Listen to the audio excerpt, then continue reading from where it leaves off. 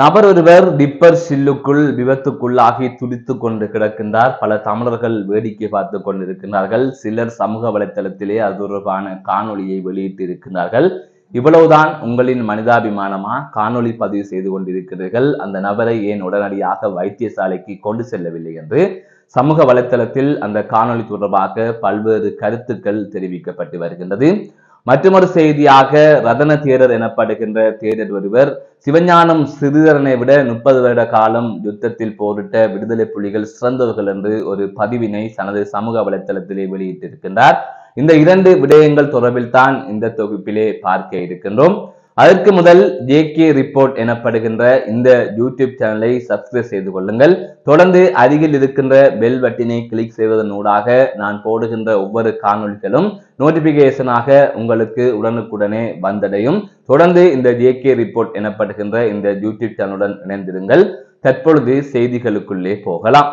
திருகோணமலை மட்கோ சந்தி புகையிரத கடவைக்கு அருகிலே ஒரு விபத்து சம்பவம் ஒன்று இன்று காலை பதிவாகி இருப்பதாக அறிய முடிகின்றது. டிப்பர் ஒன்று சைக்கிளை மோதி தள்ளியதில் இந்த விபத்து சம்பவித்திருப்பதாக தற்பொழுது அறியக்கூடிய வகையிலே இருக்கின்றது. இது தொடர்பான காணொலி ஒன்று சமூக வலைத்தளத்திலே வெளியிடப்பட்டிருக்கின்றது. சைக்கிளில் பெட்டியை கட்டி கொண்டு பயணித்த நபர் ஒருவரை டிப்பர் மோதி இருக்கின்றது என்பதை அந்த காணொலியை பார்க்கின்ற போது புரிந்து கொள்ளக்கூடிய வகையிலே இருக்கின்றது. சைக்கிள் டிப்பர் சில்லுக்குள் அகப்பட்டு நசிந்திருக்கின்றது. அதன் தொடர்ச்சியாக கட்டிய பெட்டி சைக்கிளிலே இருக்கின்றது.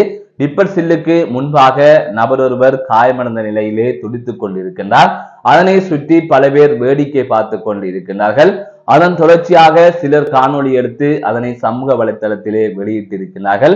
இதனை வைத்துத்தான் தற்பொழுது பலர் பல கருத்துக்களை சமூக வலைத்தளத்திலே வெளியிட்டு வருகின்றார்கள். அதாவது உங்களுடைய மனிதாபிமானம் என்பது எந்த அளவிற்கு இருக்கின்றது? இவ்வளவுதானா? அடிபட்ட அவர் துடித்துக் கொண்டிருக்கின்றார், உயிர் இருக்கின்றது, உடனடியாக வைத்தியசாலைக்கு கொண்டு செல்லாமல் வேடிக்கை பார்த்து கொண்டிருக்கின்றீர்கள், காணொலிகளை பதிவு செய்து வெளியிட்டுக் கொண்டிருக்கிறீர்கள். இவ்வாறு ஏன் செய்கின்றீர்கள் என்று கேள்வி எழுப்பியிருக்கிறார்கள். இன்று வடக்கு கிழக்கு உட்பட இலங்கை முழுவதிலுமே இந்த மனிதாபிமானம் என்பது குறைந்திருக்கிறது. எதிரையுமே ஒரு சமூக வலைத்தள பதிவாகவே ஒவ்வொருவரும் பார்க்கின்றார்கள். யார் அடிபட்டு கிடந்தாலும் அல்லது யார் வீதியில் சண்டையிட்டாலும் அதனை ரசித்து வீடியோ எடுத்து சமூக வலைத்தளத்தில் வெளியிட்டு லைக் பெறுகின்ற ஒரு சைக்கோ தனமான ஒரு மனநிலை பலர் மத்தியிலே தற்பொழுது இருக்கின்றது. அது உளவியல் ரீதியாக ஒரு பாதிப்பு என்பதை பலர் புரிந்து கொள்ளாமலே இருக்கின்றார்கள். அந்த வகையில் இந்த சமூக வலைத்தளத்தின் ஆக்கிரமிப்பால் மனிதாபிமானம் என்பது இல்லாமல் போய்விட்டது. அனைத்தையுமே ஒரு நகைச்சுவையாக அல்லது ஒரு பதிவாக பார்க்கக்கூடிய மனநிலை ஒவ்வொருவருக்கும் வந்திருக்கின்றது. ஆனால் அதில் அடிபட்டவரின் உறவுகளாக இருக்கட்டும் அல்லது நீங்கள் நாளை அடிபட்டாலோ இப்படி வேறாரும் பார்த்து கொண்டிருந்தால் எப்படி உங்கள் மனநிலை இருக்கும் என்பதை யோசித்து பாருங்கள்.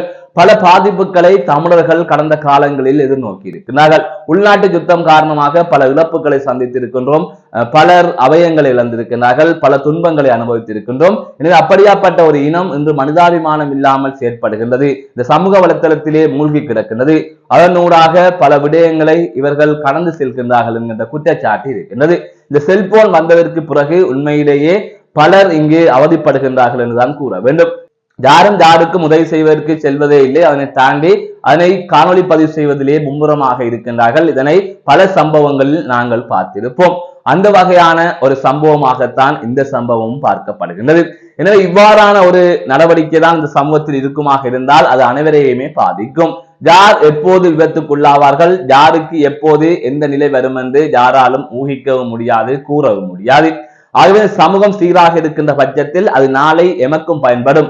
நாளை நாமும் ஏதாவது விபத்தில் சிக்கினாலோ அல்லது பிரச்சனையில் சிக்கினாலோ அல்லது ஏதோ ஒரு கோபத்தில் நடுவீதியில் அடித்துக் கொண்டாலோ அடுத்தவர்கள் மறிக்காமல் வேடிக்கை பார்த்தாலோ அல்லது எங்களை யாரும் தாக்குகின்ற போது வேடிக்கை பார்த்தாலோ அதன் வழியை அப்போதுதான் புரிந்து கொள்ள முடியும். எனவே இவ்வாறான ஒரு போக்கை வளர்க்காதீர்கள். முடிந்தால் உதவி செய்வதற்கு பாருங்கள், உடனடியாக மருத்துவமனைக்கு கொண்டு செல்வதற்கு பாருங்கள். ஒரு விபத்து நடந்தால் அதனை தாண்டி நோயாளர் காவு வண்டிக்கு அழைத்து சொல்லிவிட்டு நிற்கின்றோம் என்று சொன்னால் கூட நோயாளர் காவு வண்டி வருவதற்குள் அவரை கொண்டு செல்லலாம். நேரம் என்பது முக்கியமாகின்றது.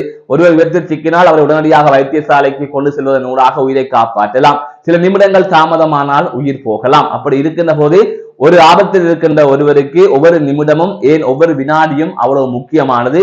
அவரது உயிரை காப்பாற்றுவதற்கு அது உதவும் என்பதை ஒவ்வொருவருமே புரிந்து கொள்ள வேண்டும்.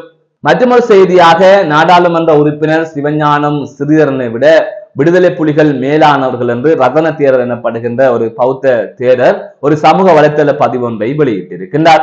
தமிழ் மற்றும் சிங்களம் ஆகிய 2 மொழிகளிலுமே அந்த பதிவை அவர் வெளியிட்டிருக்கின்றார். அவர் அந்த பதிவிலே குறிப்பிட்டிருக்கின்ற விடயம், சிவஞானம் ஸ்ரீதரன் எனப்படுகின்ற நபர் பௌத்த விகாரையை உடைப்பேன் என்று கூறியிருக்கின்றார். பௌத்த விகாரையை உடைக்கும் போது எங்களுக்கு கோபம் வராது. உலகின் மிகப்பெரிய பௌத்த சிலையை உடைக்கின்ற போதே எங்களுக்கு கோபம் வரவில்லை. நாங்கள் பொறுமையாக கடந்து செல்பவர்கள். எங்களது பௌத்த போதனைகளும் அப்படித்தான் இருக்கின்றது. மற்றவர்களின் மகிழ்ச்சியில் நாங்கள் மகிழ்ச்சி அடைவோம். அதைத்தான் எங்களுக்கு பௌத்தம் சொல்லி தந்திருக்கிறது.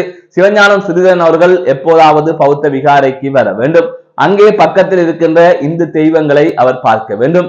இவ்வாறுதான் எங்களது மத வழிபாடு இருக்கின்றது.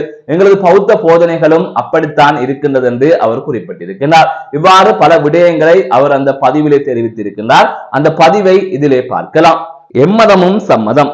ஐயா, எனக்கு உங்களை விட தனது இனத்துக்காக 30 ஆண்டுகள் போராடியவர்கள் சிறந்தவர்கள் என்று கூறுகிறேன். அந்த ஆட்சி காலத்தில் கிளிநொச்சி நகரின் மத்தியில் அமைந்துள்ள லும்பினி விகாரையில் தலைமை தேரருக்கு உணவு வழங்கப்பட்டது தலைவரின் அறிவின் பேரில் அவரது அமைப்பால், அதாவது தலைவரின் அறிவிப்பின் பேரால் என்பதை அவர் இவ்வாறு குறிப்பிட்டிருக்கிறார். அவர் பதிவிட்டிருக்கின்ற அந்த பதிவில் பல சொற்கள் தமிழிலே பிழையாக இருக்கின்றது. ஆகவே அதை நான் வாசிக்கின்றேன். அது தொடர்பான விரிவான விளக்கத்தையும் நான் தொடர்ந்து வழங்கிக் கொண்டே இருக்கின்றேன். இவ்வாறுதான் அவரது பதிவு ஆரம்பமாக இருக்கின்றது. அதன் தொடர்ச்சியாக, பௌத்தத்தின்படி திருடுவது கடுமையான பாவம், ஏமாற்றுவதும் பாவம். இந்த விகாரை அப்படி உருவாக்கப்பட்டிருந்தால் சம்பந்தப்பட்டவர்கள் தண்டிக்கப்பட வேண்டும். அநீதி இழைக்கப்பட்டவர்களுக்கு நீதி வழங்கப்பட வேண்டும். அதேபோல் தையிட்டியில் விகாரை உங்களுக்கு இடிக்க வேண்டும் என்றால் இடிக்கலாம், அது உங்கள் விருப்பம். ஆனால் நாங்கள் நாட்டில் எந்த இடத்தில் உள்ள எந்த ஒரு கோவில் அல்லது ஆலயத்தையும் இடிக்கப் போவதில்லை. காரணம், எங்களுக்கு அப்படி பண்ணவும் தெரியாது, பண்ணவும் முடியாது.